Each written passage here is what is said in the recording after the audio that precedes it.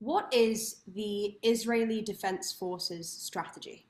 It's a great question, and I'm glad I don't know the answer because no one should know the answer right now, including Hamas, right? What military just lays their cards out on the table, especially now, especially when we know that they've spent months, maybe years, watching us, examining us, and trying to figure out the best and most efficient way to murder as many of us as possible. So I don't know the strategy. What I do know is that there's one goal. And the goal is an elimination of Hamas, that Hamas can no longer function and be a functioning body in the Gaza Strip once this is over. That's what I know.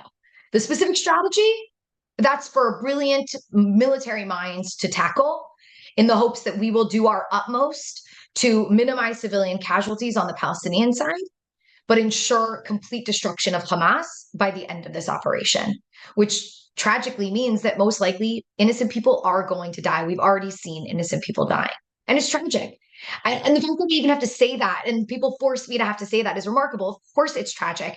And I guarantee you, there are very few Jews walking around right now hoping for more civilian casualties in Gaza. In fact, as I travel to different places around the world speaking to young Jews, mostly the reaction is, I understand what we're trying to do in Gaza, but what about the innocent lives? And even we, in a moment where we could be very angry and we could be very just, what somebody did to us, we're going to do it to them. We're not. The humanity of the Jewish people is still alive and well. And our concern is the innocent lives in Gaza. All that being said, though, we have to understand that Hamas is going to do everything in their power to use that humanity against us because they have embedded themselves within the civilian population.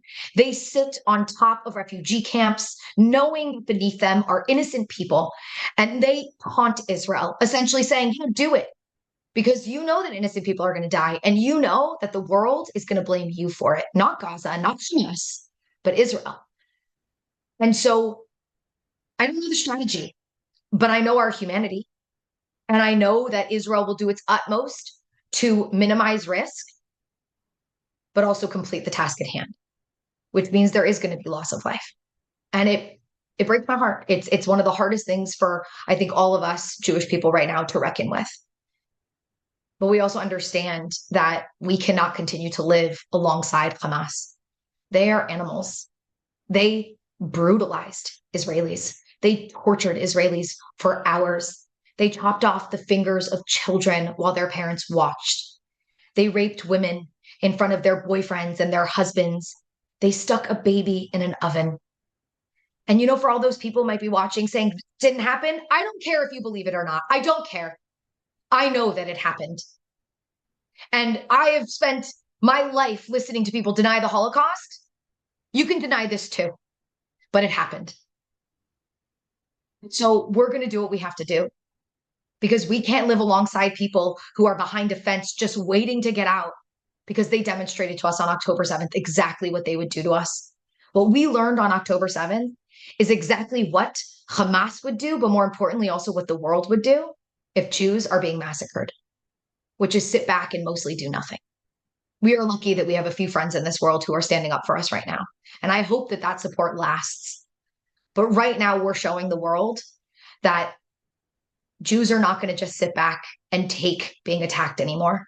And that we don't have to beg you to support us. We don't have to beg you to defend us. We're going to defend ourselves. And we're going to do it in a moral way. But we know the goal at hand. We know the task at hand. We know what needs to be done. Hamas needs to be eliminated. That's the strategy. Everything else, I'm glad I don't know the answer to that question because Hamas then doesn't know the answer to that question. And to clarify what you mean by that moral way, what do the IDF do to minimize those civilian casualties? So we've already seen it. Immediately, they started to drop leaflets on Gaza, explaining to people where safe zones are and where war zones are. And essentially, they told all of the people in northern Gaza to go south. Go south, down behind the Wadi Gaza line. They dropped leaflets with maps saying exactly where the line was, delineating exactly where they needed to go to be safe.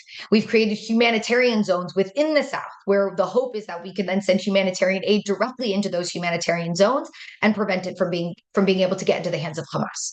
So one, we've warned them. In fact, it's now been almost 2 weeks since we first put out a warning saying, get out of northern Gaza, you have 24 hours. And it's now been 2 weeks almost. And we still haven't gone and done major bombing campaigns in northern Gaza, because while many have fled, 700,000 or so already fled south, we know that there are still 400,000 people in the north. And so Israel continues to warn. So not just leaflets, we've also made phone calls. We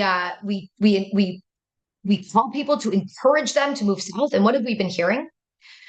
Hamas has bombed evacuation routes. Hamas has blocked evacuation routes. And anyone who doesn't want to believe me, you can see the drone footage yourself of trucks on the major evacuation route blocking people. You can hear the phone calls of Palestinians in Gaza in their own words saying, Hamas took our car keys, that Hamas is shooting people who are trying to evacuate, preventing people from evacuating to move north, to stay in the north, to use them as human shields. We are going to do our utmost to prevent innocent loss of life.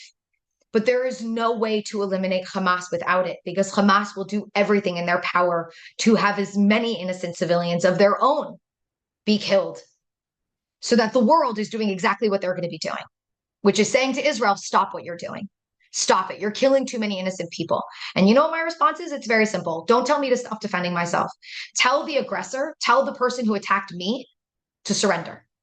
Tell them to give me back my babies and my children that you took hostage. That should be the cry of the world right now. Don't tell me to stop doing what I'm doing. Don't tell me that I need to prevent civilian loss of life. I'm already doing that. And we've clearly demonstrated that with our evacuation notices, with our phone calls, with the humanitarian aid that we are now allowing into Gaza, knowing that it could fall into the hands of Hamas. So don't tell me to stop defending myself. Tell the person who attacked me to stop attacking me, as they still fire rockets on Israel. Tell them to surrender.